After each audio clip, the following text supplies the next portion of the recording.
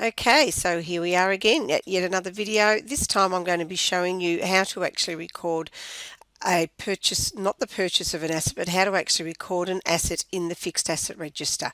So you've gone in and you've set up your account types or your asset types, which essentially your asset groups or your classifications. You've got your chart of accounts set up, you've bought a new asset and you want to add it to your asset register. So here we're going to go to the accounting tab again. This is where a lot of your work will be done. We're going to go down to fixed assets here. And once we're in there, you can see we've got no draft assets. We'll look at that one later. We've actually got a number of assets already registered. Commodore, printing machine, computer system, some office furniture. And we're going to add a new asset. So I come up here and I click new asset. And let's just say we've gone out, we've bought another motor vehicle.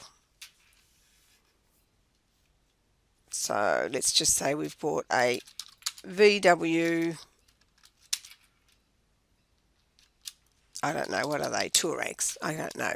That's the asset number we've given it. We've purchased it today. We've paid $65,000 for it. Remember that now that's a GST exclusive, because when we're talking about the purchase of an asset and we want to record it in an asset register, you remember from chapter 5 we're only looking at the capitalised cost. That is the cost of the asset excluding GST, along with any other dealer charges if it's a motor vehicle, any other additions that make up the full cost. Let's just say it's got 2 years warranty. No, maybe 5 years, might be a bit more realistic, hey. So 2024 might be a bit quicker to go that way. 24 October, okay, 16, yep. Serial number 1BG5XY. The asset type, this is where the asset groups come in. So it's a motor vehicle, so it's going to sit with the motor vehicle class of assets that we created. What that means is when I record the purchase of this asset, I also need to allocate it to that ledger account. But more importantly, what that means, you can see that by selecting that type of asset, it's automatically allocated motor vehicles account, the accumulated depreciation account, the depreciation expense account. So when I use the fixed asset register to calculate my depreciation, transactions will automatically go to these linked accounts. It's already picked up the depreciation, which is also associated with that asset type. So diminishing value 30%.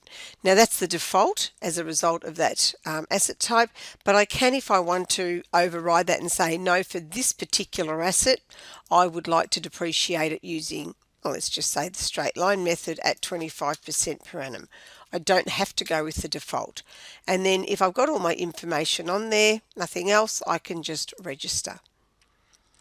So then you'll see that shows up in the registered assets here, my new car. So let's do one more.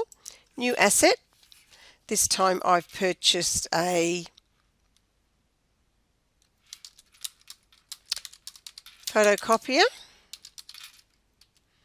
It automatically allocates the fixed asset numbers. You can override that if you want, but for now let's just go with that. I purchased that last week. And let's say it's a big whiz bang, you know, great big photocopier, $10,000. Warranty expires in 2 years. So 21 in October and on the 16th. No, it's going to be on the 9th, isn't it, if it's 2 years. Serial number XYX1234. The asset type, watch what happens. It's office equipment. So automatically any depreciation or other transactions to do with this piece of equipment is going to go to the accumulated depreciation for the photocopier. The disposals or any such transactions will get allocated to the office equipment account because that's the asset type. And again, down the bottom, the automatic depreciation has been allocated based on the defaults, the date of purchase, the diminishing value, and 40%. And register.